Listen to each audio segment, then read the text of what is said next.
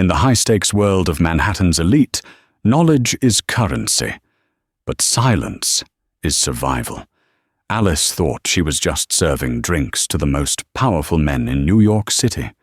She didn't realize she was walking into a shark tank. When she saw the vial slip from the sleeve of a corporate shark into the drink of Julian Thorne, the city's most reclusive billionaire, she had 3 seconds to make a choice. Ignore it and keep her job, or signal him and risk her life. She chose the signal, but she didn't know that Julian Thorne was watching her long before she watched him. What happened next didn't just get her fired, it brought the entire establishment to its knees. This is the story of the waitress who saved a billionaire and the terrifying payback that followed. The air inside the Obsidian room didn't smell like food. It smelled like old money, mahogany, and fear. Located in the penthouse of a nondescript building on 57th Street in Manhattan, it was the kind of place that didn't have a sign outside.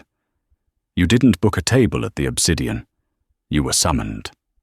Alice adjusted the collar of her starch white uniform, wincing slightly as the fabric rubbed against the sunburn on her neck she'd gotten waiting for the bus earlier that afternoon. She was 24, carrying the weight of a 50-year-old on her shoulders. Between her nursing school tuition at NYU and the mounting medical bills for her mother's dialysis, Alice had become a ghost. She slept 4 hours a night, studied on the subway, and spent her evenings being invisible to the wealthiest people on earth. "Alice, table 4. "Now," snapped Mr. Sterling, the floor manager. Sterling was a man who sweated profusely despite the aggressive air conditioning. He treated the staff like cattle and the customers like gods. "And for the love of God, don't make eye contact unless spoken to. We have a VIP guest tonight. If you mess this up, you're not just fired, you're blacklisted in this city." Alice nodded, keeping her eyes on the polished floor tiles. "Yes, Mr. Sterling. Who is the guest?" "Julian Thorne," Sterling whispered the name as if it were a prayer. Alice felt a cold shiver run down her spine. Julian Thorne, the CEO of Thorne Dynamics, the man who had revolutionized biotech and was currently rumored to be buying out half the city's infrastructure. He was known for 2 things, his genius and his ruthlessness. "He's meeting with Marcus Vane," Sterling added, wiping his forehead with a handkerchief. "Vane is aggressive. He's trying to close the merger of the century tonight. Keep the scotch coming, keep the water ice cold, and stay out of the way." Alice took the heavy crystal tray. Her hands were steady. They always were, but her heart hammered against her ribs. Marcus Vane was a notorious hedge fund manager, known in the tabloids as the Viper. He had destroyed 3 companies in the last year alone, stripping them for assets and leaving thousands unemployed. As Alice approached table 4, nestled in a private alcove draped in velvet curtains, the atmosphere shifted. The rest of the restaurant buzzed with polite conversation, but the silence around table 4 was heavy, almost suffocating. Marcus Vane was already seated. He was a large man, wearing a suit that cost more than Alice's entire education. He was red-faced, swirling a glass of amber liquid, his eyes darting around the room with predatory impatience. Opposite him sat an empty chair. "Excuse me, sir," Alice said, her voice soft, practiced. "Would you like another sparkling water while you wait?" Vane didn't look up. He waved a hand dismissively, his heavy gold signet ring catching the light. "Just bring the bottle. And where is the Thorne bastard? He's 3 minutes late. Time is money, sweetheart. Something you wouldn't understand." "I'll check on the arrival status immediately, sir," Alice said, bowing her head slightly. As she turned to leave, she saw him. Julian Thorne didn't walk. He glided. He was younger than he looked in magazines, perhaps in his late 30s, with sharp, angular features and eyes the color of steel. He wore a black suit, no tie, the top button of his shirt undone, a subtle power move in a room full of strangled neckties. He didn't look at the hostess or the manager bowing low to him. He walked straight to the table. Alice pressed herself against a pillar to let him pass. He didn't acknowledge her existence. To men like Julian Thorne, she was part of the furniture. "Julian!" Vane boomed, standing up but not offering a hand. "I thought you got lost in that ivory tower of yours." "Traffic, Marcus." Julian's voice was low, smooth, and dangerously calm. He sat down, ignoring Vane's aggression. "Let's not pretend we're here for pleasantries. You have a proposal." Alice moved in. This was her dance. Pour the water. Place the napkin. Retreat. As she poured the sparkling water into Julian's glass, she noticed something. Julian's hands were perfectly manicured, but there was a tremor in his left hand. Just a slight twitch. He was stressed, or perhaps angry, but his face remained a mask of indifference. "The proposal is simple," Vane said, leaning forward, his bulk invading the space over the table. "You sell the robotics division to Vane Capital. We handle the military contracts. You keep the clean energy sector and look like the saint you pretend to be. Everyone wins." "And if I refuse?" Julian asked, picking up the menu without looking at it. Vane laughed, a wet, unpleasant sound. "Then I release the audit reports on your CFO, the ones that suggest embezzlement. Fake or real, Julian, the stock drops 15% by morning. You know how the game is played." Alice finished pouring and stepped back into the shadows, technically out of sight, but close enough to wait for the drink order. She felt sick. This wasn't business. It was extortion. "I'll have a chaotic neutral," Julian said to the air, knowing a server was there. "Whiskey, neat," the 25-year-old Macallan. "Make it 2, Vane grinned, "to celebrate the inevitable." Alice hurried to the bar. Her hands shook slightly as she placed the order. The bartender, a cynical man named Jack, raised an eyebrow. "The Viper and the Prince. Hell of a table you got there, Elle. Watch your fingers. Vane likes to bite." "They're just talking business," Alice muttered, placing the heavy crystal glasses on her tray. "Careful," Jack whispered, leaning in. "I saw Vane's bodyguard slip into the kitchen earlier. Had a chat with the busboy. Money changed hands. Big money. Keep your eyes open." That warning was the first domino. Alice frowned, looking back at the table. Vane's bodyguard was a hulking shadow standing near the curtains. He wasn't watching the room. He was watching Julian Thorne with an intensity that screamed violence. Alice picked up the tray. She had to get back. She needed the tips from this table to pay the electricity bill, or her mother's oxygen machine would shut off. She couldn't afford drama. She couldn't afford to care about billionaires playing war games. But as she approached the table, she saw it. It happened in a split second. Julian had turned his head to look out the window at the skyline. Marcus Vane reached into his jacket pocket for a cigar cutter. But his hand didn't come out with a cutter. It came out with a tiny, clear vial. With a speed that belied his size, Vane uncorked the vial with his thumb and flicked his wrist over Julian's empty water glass. Not the whiskey glass, but the water glass he was currently ignoring. A clear drop fell into the sparkling water, dissolving instantly. It wasn't a powder, it was liquid, colorless, odorless. Vane immediately leaned back, smiling broadly as Julian turned back to face him.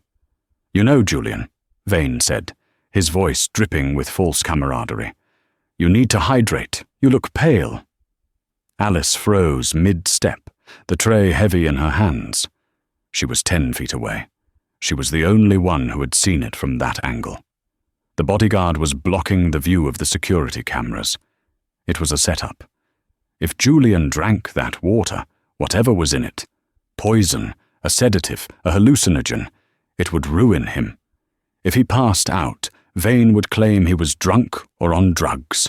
The photos would be everywhere. The stock would tank. Vane would win. Alice's heart stopped. If she spoke up, Vane would destroy her. He would ensure she never worked in New York again. He might even come after her family. But if she said nothing, a man might die or lose everything right in front of her. She looked at Julian Thorne. He looked tired. Beneath the billionaire armor, he looked like a man who was fighting a war alone. She stepped forward. She had to serve the whiskey. She had to do something. Alice forced her facial muscles into a mask of professional neutrality. Breathe, she told herself. Don't look at the water glass. Look at the whiskey. She approached the table. Gentlemen, the Macallan 25. She placed the coaster down in front of Marcus Vane first.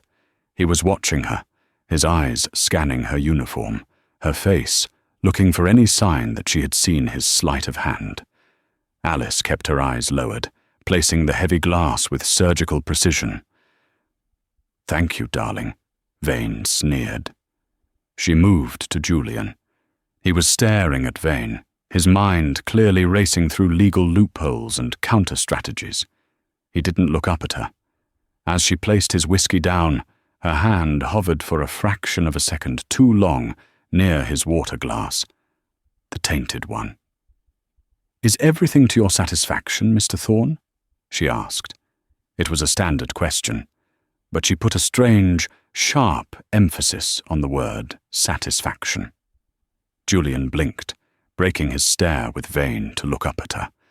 For the first time, their eyes met. His eyes were a startling shade of grey, intelligent and assessing. He frowned slightly, sensing a break in the rhythm of the service. Waitresses at the Obsidian didn't usually linger. It's fine, he said dismissively. Excellent, Vane interrupted.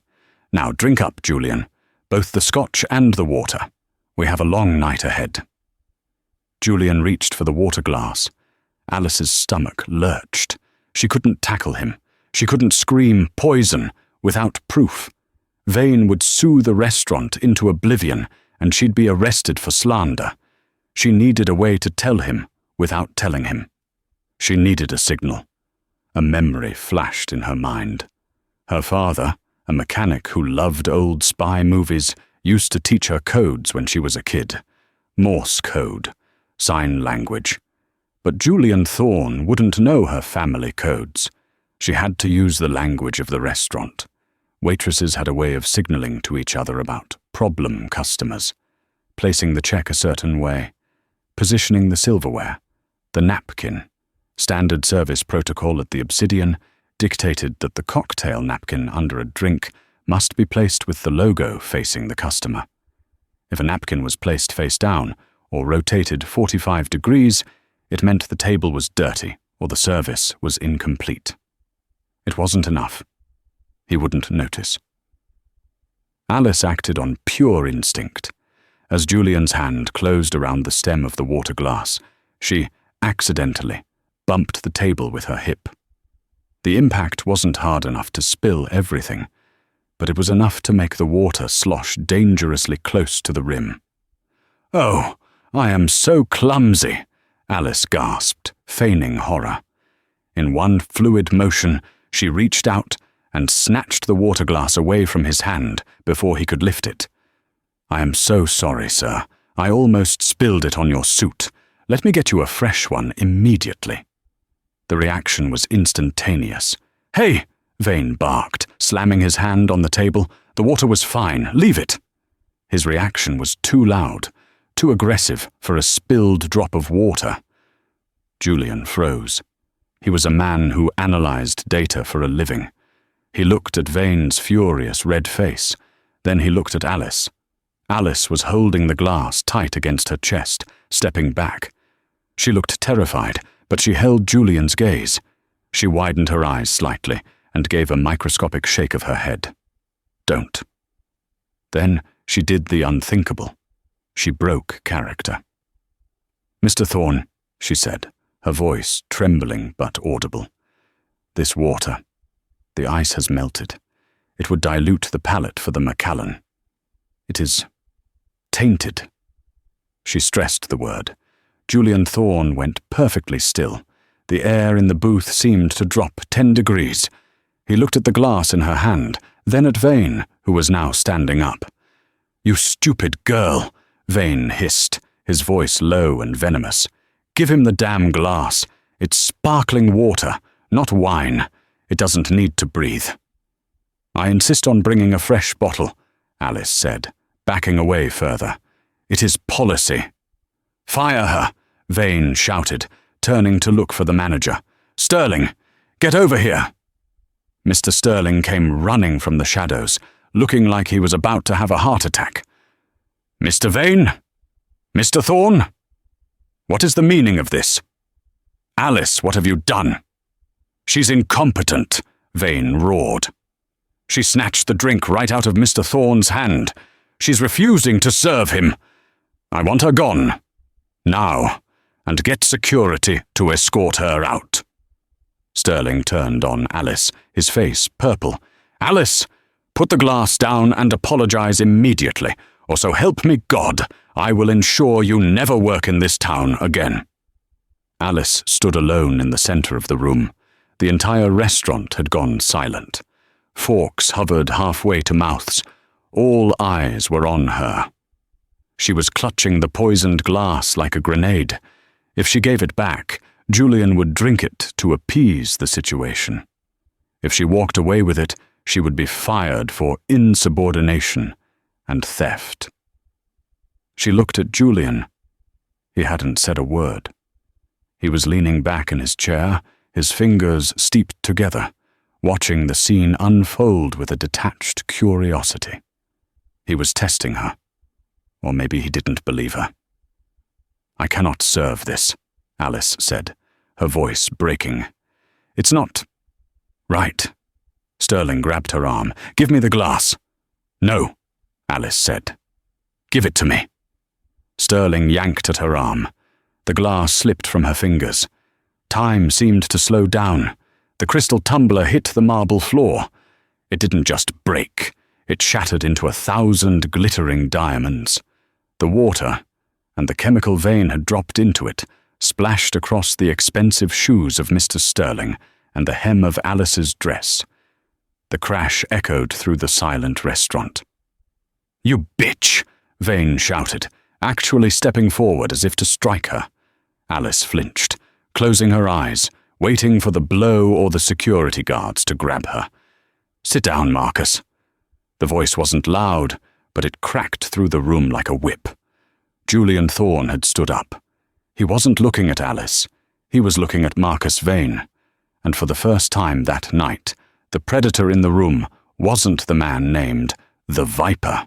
"She's clumsy," Vane stammered, his aggression faltering slightly under Julian's gaze. "She ruined the mood. Let's just—" "I said sit down," Julian commanded. He walked around the table, his shoes crunching on the broken glass. He stopped in front of Alice. He was tall, much taller than she realized.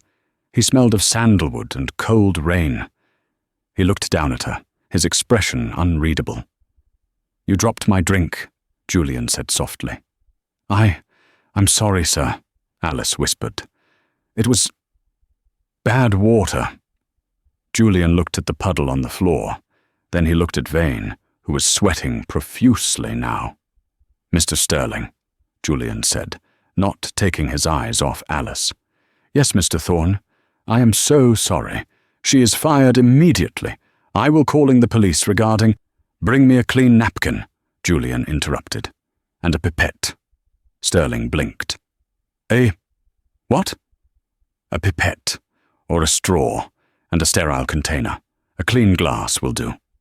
"What for?" Vane asked, his voice rising an octave. "Julian, don't be ridiculous. The girl is hysterical. Let's get back to the deal." Julian ignored him. He knelt down on one knee, ruining his $3,000 suit pants in the puddle of water. He wasn't looking at the mess as garbage. He was looking at it as evidence. "You didn't drop this by accident, did you?" Julian murmured to Alice. low enough that only she could hear. "No, sir," she breathed. "You saw something?" "Yes, sir." "Right hand or left hand?" "Left pocket. Clear vial." "While you looked at the window," she whispered rapidly. Julian nodded slowly. He stood up, taking the clean glass Sterling had shakily provided. He bent down and carefully scooped up some of the liquid remaining in the curved shard of the broken bottom of the glass. He held the shard up to the light. The liquid had a slight, oily sheen that sparkling water shouldn't have. "Marcus," Julian said, turning to face the table, "why don't we skip the merger talk? I think I'd rather talk about attempted corporate espionage and poisoning." Vane's face went white. "You're insane. You're taking the word of a minimum wage waitress over a partner?" "She's not a partner," Julian said, walking toward Vane. "And you're not a partner either. You're a liability." Julian pulled out his phone. He didn't dial 911. He pressed a single button. "Code red," he said into the phone. "Location, the Obsidian. Secure the perimeter. No one leaves, especially not Marcus Vane." The doors to the restaurant burst open, but it wasn't the police. It was 4 men in dark tactical suits, Thorne's private security. The drama was just beginning. The silence in the Obsidian room was shattered by the arrival of Julian Thorne's security team. They didn't look like mall cops. They moved with the precision of special forces. 4 men in tactical suits secured the exits, while a 5th, a massive man with a scar running down his jaw, moved to stand directly behind Julian. "Secure the sample," Julian ordered, pointing to the broken glass shard containing the liquid. "And detain Mr. Vane." "Detain me?" Marcus Vane laughed, but the sound was brittle. He adjusted his suit jacket, his face shifting from shock to a mask of indignant outrage. "Julian, have you lost your mind? You're going to detain me based on the clumsiness of a waitress." Vane turned to the room, addressing the terrified diners. "Ladies and gentlemen, I apologize for this farce. It seems Mr. Thorne has had a psychotic break. He is accusing me of poisoning him because this girl," he pointed a thick finger at Alice, "spilled water on his trousers." "She didn't spill it," Julian said calmly. "She saved me." "Saved you?" Vane scoffed. He walked toward Mr. Sterling, the manager, who was trembling near the kitchen doors. "Sterling, tell Mr. Thorne about this girl. She's been trouble, hasn't she?" Sterling looked between the billionaire and the hedge fund mogul. He was a weak man, terrified of losing his status. He knew Vane tipped well and had connections to the restaurant's owners. He knew Alice was nobody. "Well," Sterling stammered, wiping sweat from his upper lip. She has been struggling financially. She asked for advances on her paycheck. She is desperate." Alice gasped. "Mr. Sterling, I asked for an advance for my mother's medicine. You denied it." "Desperate people do desperate things," Vane interrupted, his voice smooth and persuasive. He turned back to Julian. "Here is what really happened, Julian. While you were staring out the window, this girl whispered to me. She demanded $5,000 cash to ensure the dinner went smoothly. When I refused, she threatened to spike your drink. I thought she was bluffing. When I reached for my cigar cutter, I was actually checking my wallet to see if I should just pay her off to avoid a scene. But then she knocked the glass over to destroy the evidence when she realized you might drink it and die on her watch. It was a lie, a horrific, intricate lie, but Vane told it with such conviction, with such authority, that the air in the room shifted. The diners began to whisper. They looked at Alice, her frayed uniform, her tired eyes, her shaking hands, and then at Vane in his Italian suit. To them, poverty looked like guilt, and wealth looked like truth. "That's a lie!" Alice screamed, stepping forward. "He had a vial. It was in his left pocket." "A vial?" Vane shook his head sadly. Search me. He held his arms out wide. Julian's head of security, the scarred man, stepped forward and patted Vane down. He checked the jacket, the pants, the sleeves. He's clean, sir, the guard said. Alice's blood ran cold. How? She had seen it. Check the floor, Alice cried out. He must have dropped it. Enough of this, Vane snapped. Julian, look at her. She's hysterical. She tried to poison you to extort money from me, failed, and is now trying to frame a man who runs $1 billion hedge fund. Who has the motive here? Me? Your business partner? Or the waitress who needs money for... What was it? Medicine. Vane reached into his pocket and pulled out a cell phone. I'm calling the police. Commissioner Doherty is a personal friend. We'll get to the bottom of this attempt on your life, Julian. And I'll make sure this girl goes away for a very long time. Alice felt the room spinning. She was going to jail. Her mother would be alone. The dialysis machine would be repossessed. She would lose everything because she tried to do the right thing. Mr. Sterling, Vane barked. Check her apron. If she poisoned the drink, the container is probably on her. Sterling hesitated, then lunged forward, grabbing Alice by the waist. Get off me, she shouted. Hold still, Sterling yelled. He jammed his hand into the front pocket of her apron, the pocket where she kept her notepad and pens. He pulled his hand out. In his palm sat a small, empty glass vial. The room gasped. Alice stared at it in horror. She had never seen that vial before in her life. I didn't put that there, she cried, tears streaming down her face. He came near me. When he stood up to yell, he bumped into me. He must have slipped it in. Caught red-handed, Vane sneered. Attempted murder. Julian, send your dogs away. The police are on their way. Julian Thorne had remained silent through the entire performance. He watched Vane. He watched Sterling. He watched Alice. His face was a mask of cold, terrifying indifference.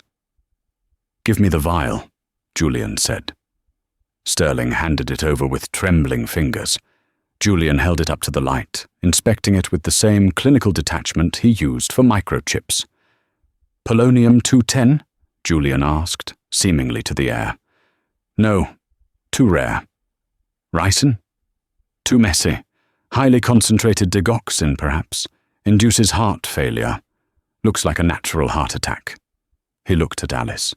She was sobbing quietly, held in place by two of the restaurant's regular security guards who had sided with Sterling. Did you do this, Alice? Julian asked. His voice wasn't angry, it was curious. No, she whispered, looking him straight in the eyes. I swear on my mother's life. I saw him do it. I tried to save you. Julian held her gaze for a long, uncomfortable moment. He was reading her micro-expressions, her pupil dilation, the pulse visible in her neck. I believe you, Julian said. Vane laughed out loud. Oh, come on, Julian. She has the weapon in her pocket. She has the container, Julian corrected. She doesn't have the residue on her hands. What? Vane frowned. Chemical transfer, Julian said, his voice dropping to a dangerous baritone. You said you didn't touch the vial. You said she did it. That means her fingerprints will be on it, and yours won't. It also means that if I utilize the mass spectrometer in my lab, I'll find traces of the toxin on her fingers, and none on yours. Vane stiffened. Well, obviously, I might have brushed against it when I tried to stop her. You said you were checking your wallet, Julian countered sharply. You said you didn't know she had it until just now. This is ridiculous, Vane spat. I'm leaving.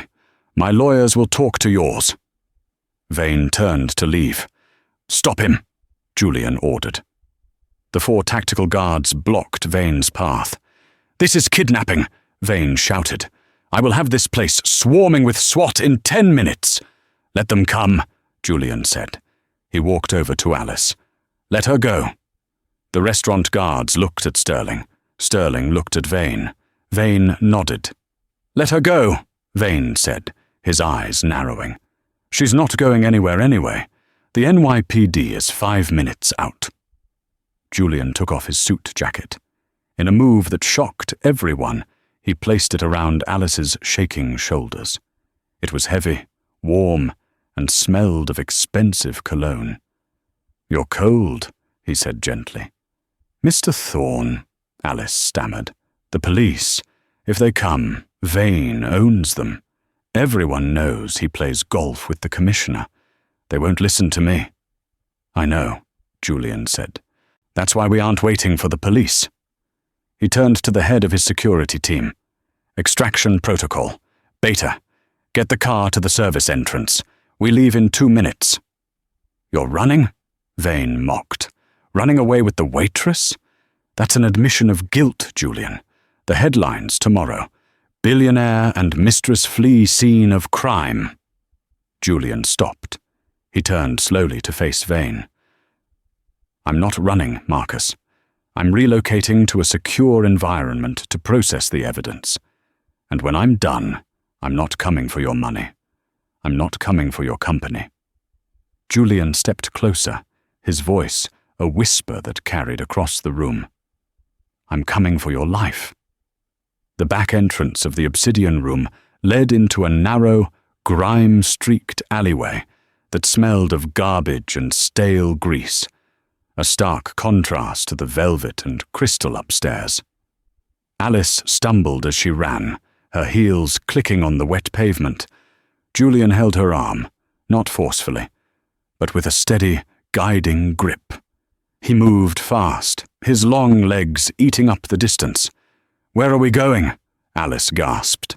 The oversized suit jacket slipped off one shoulder, and she hiked it back up. "My place," Julian said. "It's the only place in the city I can guarantee isn't bugged or compromised."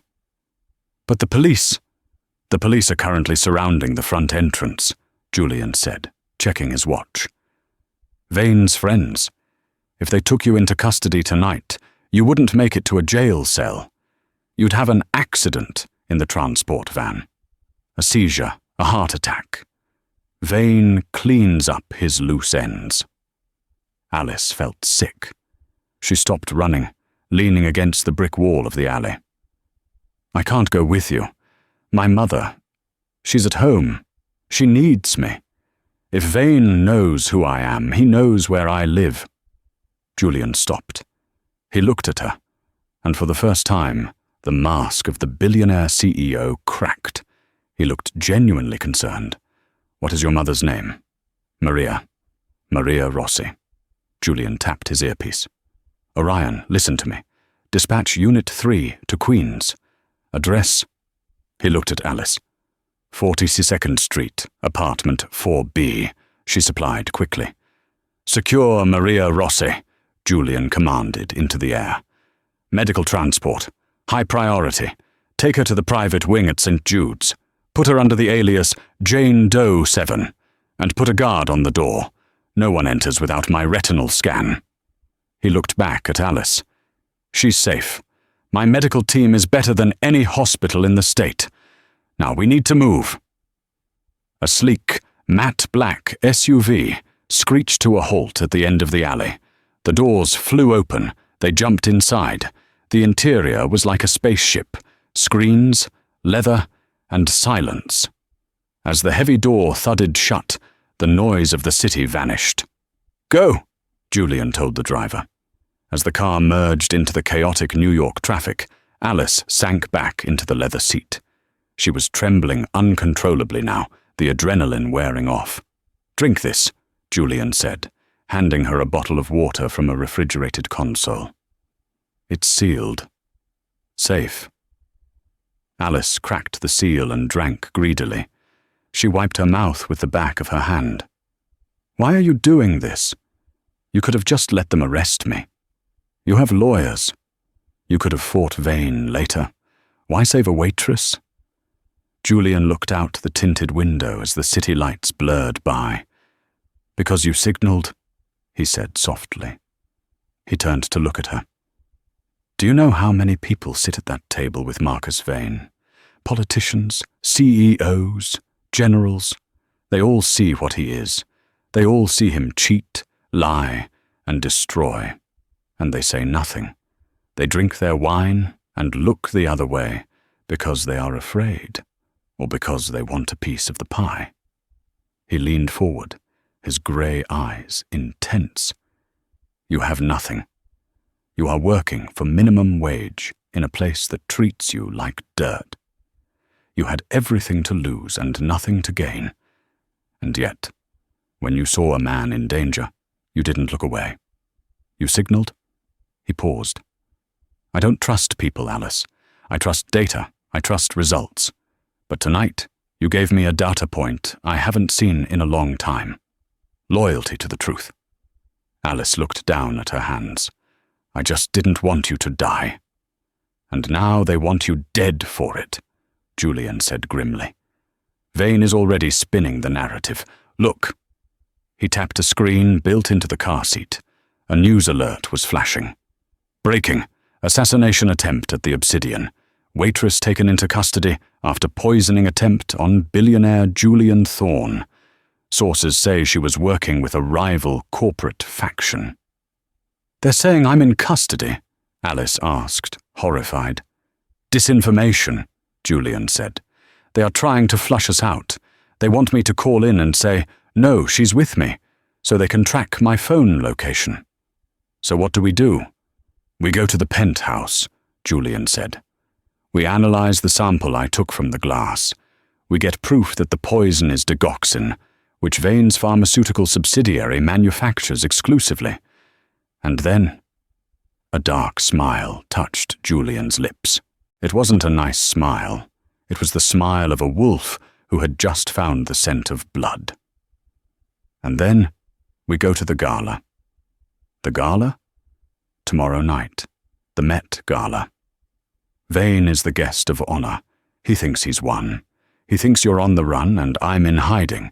He's going to announce the takeover of my company tomorrow night on live television. Julian reached over and took the empty water bottle from her hand. We are going to crash the party, Alice. But you can't go as a waitress. He looked her up and down, assessing not her uniform, but the woman beneath it. If you're going to walk into the lion's den with me, you need to look like you own the lions. The car turned sharply, heading toward the private underground entrance of the tallest residential tower in Manhattan. Get some rest, Alice, Julian said, as the darkness of the tunnel swallowed the car. Tomorrow, we don't just clear your name. We burn Marcus Vane to the ground. Julian's penthouse was not a home. It was a fortress in the sky. Located on the 90th floor, looking down on Central Park, the walls were floor-to-ceiling glass, offering a view of the city that looked like a circuit board of gold and electricity. Alice stood in the center of the living room, feeling small and out of place in her stained waitress uniform and Julian's oversized jacket. The room was stark. White marble, black leather, and abstract art that looked like slashed canvas. Don't touch the windows, Julian said, walking straight to a hidden panel in the wall. They are pressure sensitive. The glass is bulletproof, but the sensors will trigger a silent alarm if you lean on them. The panel slid open to reveal a sterile, stainless steel laboratory. It looked less like a rich man's hobby room and more like a CSI forensics lab. Julian placed the glass shard containing the poisoned water into a spectrometer. You mentioned you're a nursing student, Julian said, typing rapidly on a holographic keyboard. What do you know about synthetic cardiac glycosides? Alice stepped closer, her curiosity overriding her fear. They mimic heart failure. Digoxin is the most common, used for atrial fibrillation, but in high doses, it stops the heart in minutes, Julian finished. but standard digoxin leaves a trace in the blood for days. It's sloppy. If Vane wanted me dead, he wouldn't use something so easily detectable. The machine beeped. A chemical structure rotated on the screen. Julian's eyes narrowed. I was right. It's not generic digoxin, it's Vane X9. What is that? Alice asked. An experimental compound Vane's pharmaceutical company developed last year. It was rejected by the FDA because it was too potent. It breaks down in the bloodstream within 2 hours, leaving no trace. If I had drunk that water, the autopsy would have said massive myocardial infarction. Natural causes. Julian turned to her, his face grim. This proves he didn't just want to hurt me. He planned a perfect murder, and you are the only witness who saw him deploy the weapon. Alice shivered. But this machine, this is your private lab. The police won't accept this as evidence. They'll say you faked the results. Exactly, Julian said, which is why we aren't going to the police with a graph on a screen. We are going to get a confession. From Marcus Vane, he'll never confess. He will if he thinks he's lost, Julian said. He looked at the time on the wall. It is 2:30 a.m. The gala starts at 7:00 p.m. tonight. We have 17 hours to turn you into someone Marcus Vane fears. He fears a waitress? No, Julian said, walking over to her. He reached out and gently pulled the hair tie from her messy bun. Her dark hair cascaded down her shoulders. He fears an equal. To walk into that gala, you cannot look like a victim. You need to look like a queen who has come for an execution. Julian picked up his phone. Get me Leo. Wake him up. Tell him to bring the war chest. Yes, the vintage collection. And get a jeweler here by 4:00 a.m.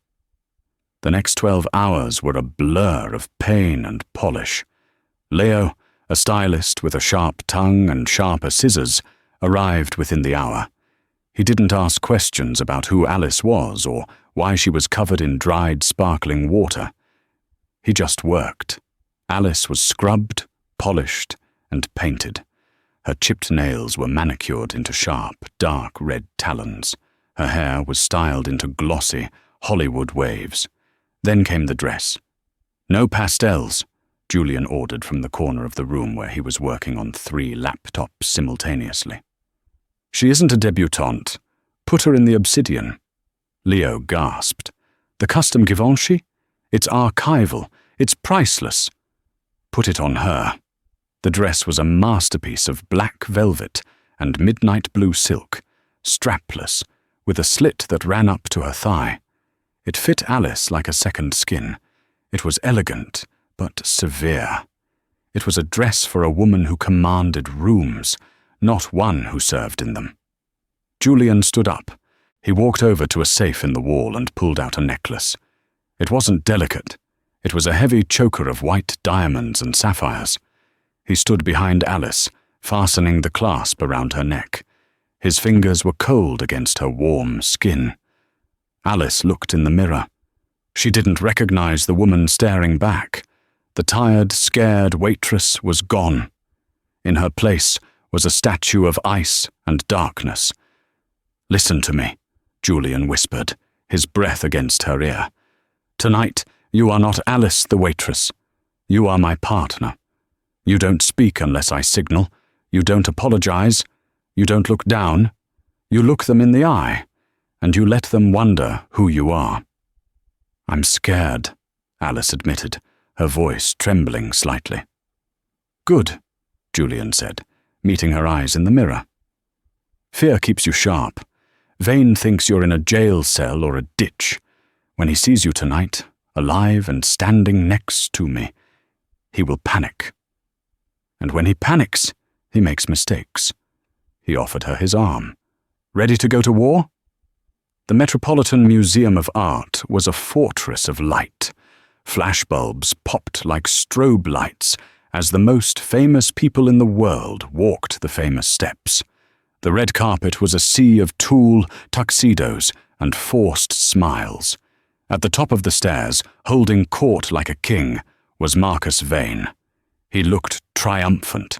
He was surrounded by reporters, basking in the glow of the cameras.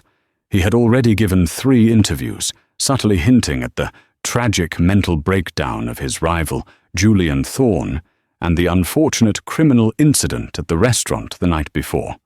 Yes, Vane was saying to a reporter from CNN, adopting a somber tone. It is deeply troubling. We are looking into a merger to stabilize Thorne dynamics during this leadership crisis. The shareholders need confidence. Mr. Vane, a reporter shouted, is it true the waitress has confessed?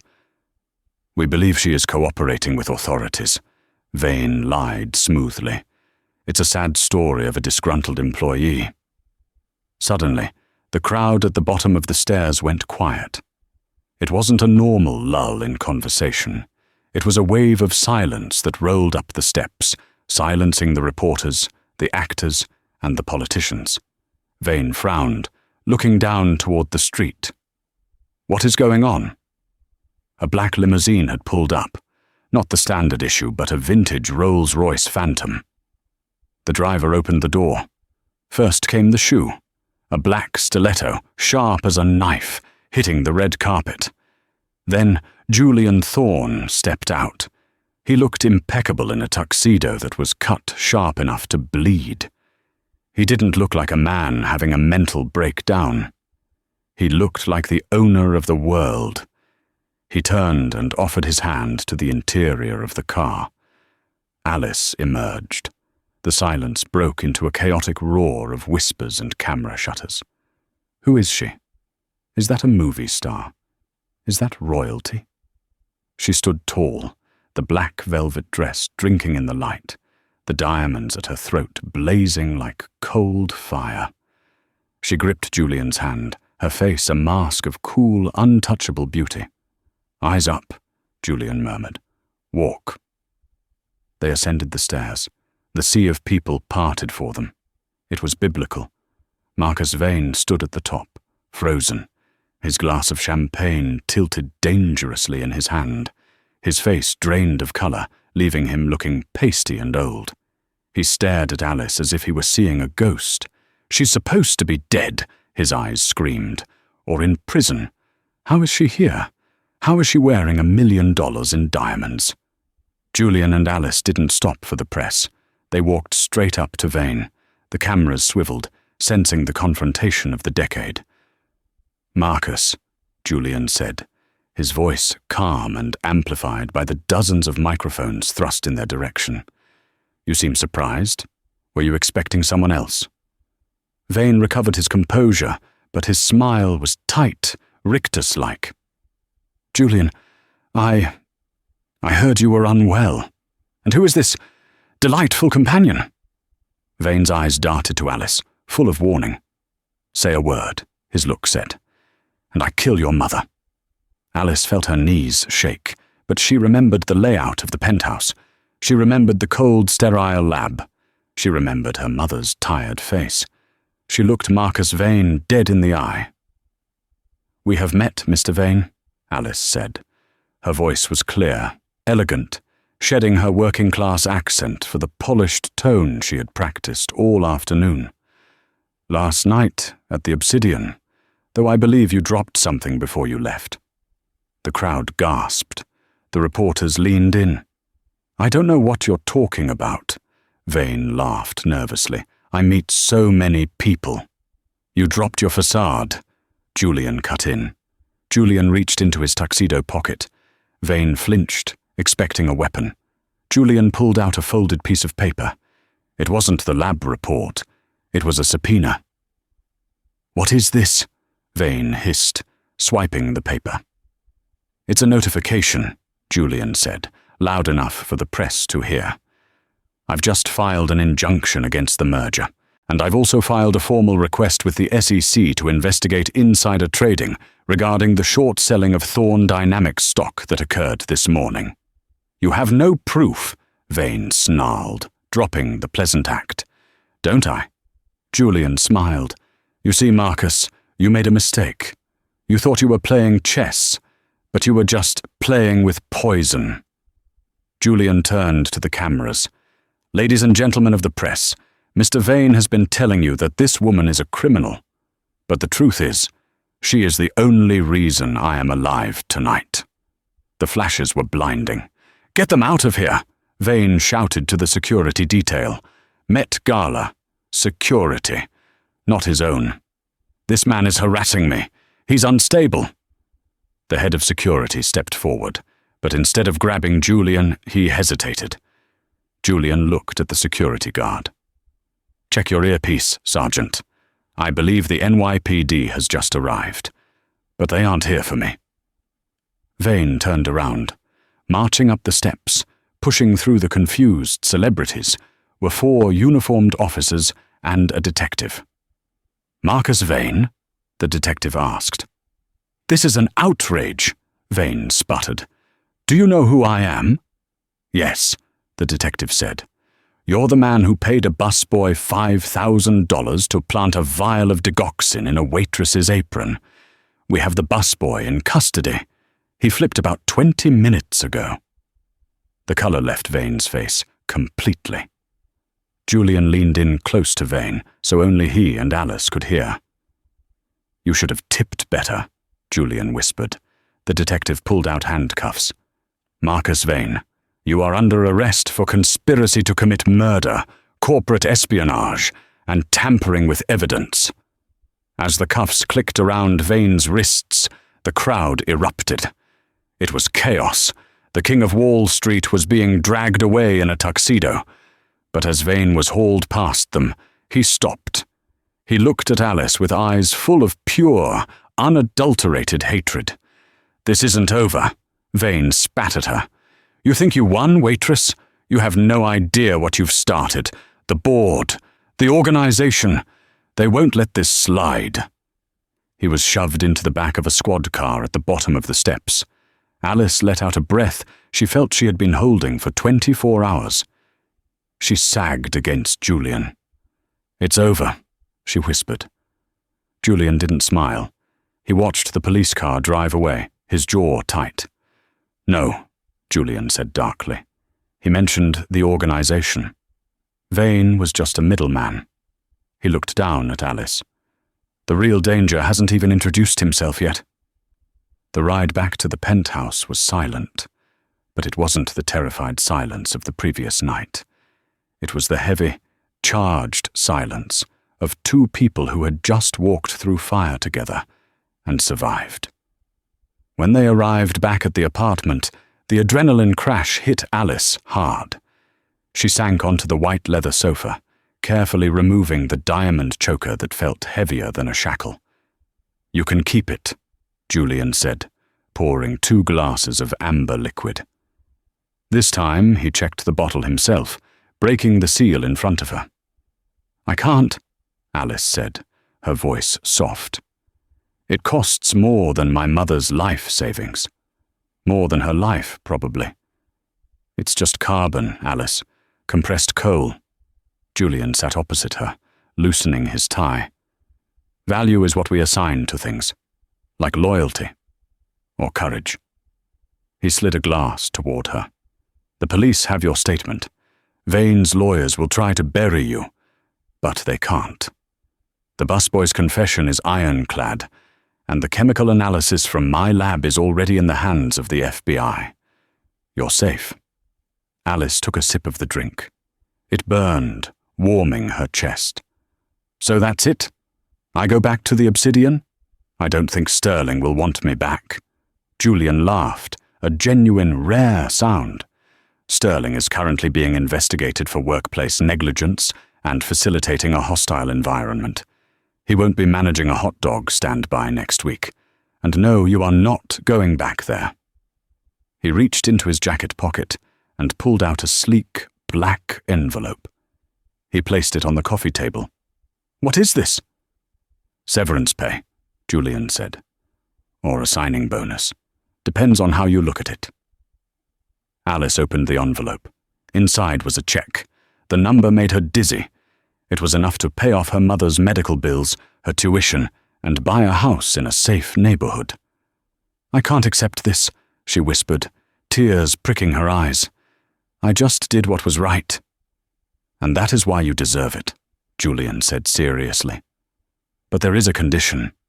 Alice looked up, wary. "What condition?" "You don't go back to nursing school to become a nurse. You finish your degree, yes, but you come to work for me." "Doing what? Serving coffee in your boardroom?" "No." Julian stood up and walked to the window, looking out at the city he helped build. "I have thousands of employees, Alice. Geniuses, sharks, mathematicians.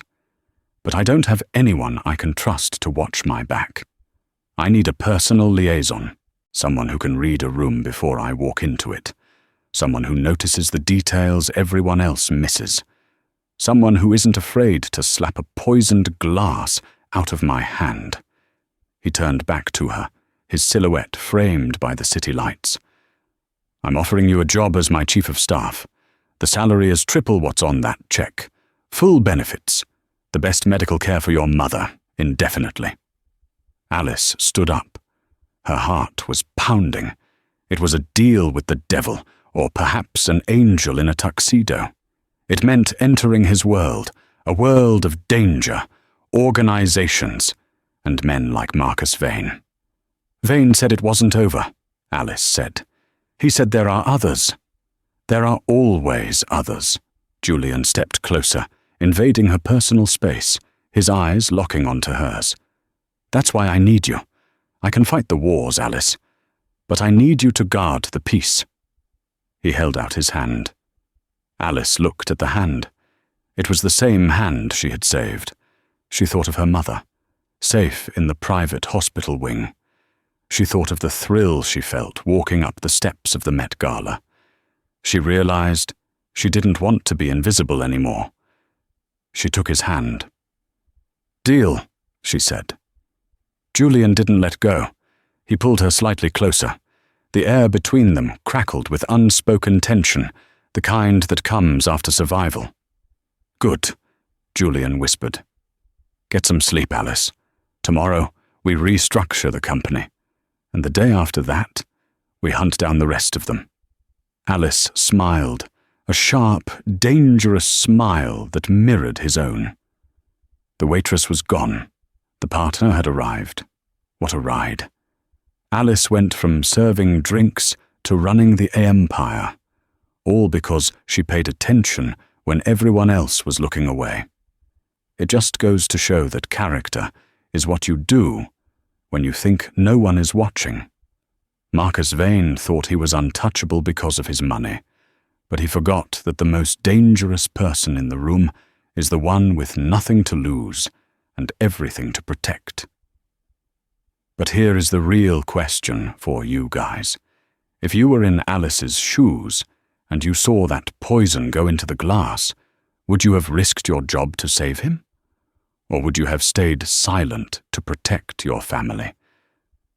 It's a harder choice than it seems. Let me know what you would do in the comments below. I read every single one. If you enjoyed this story of justice and karma, please smash that like button. It really helps the channel grow.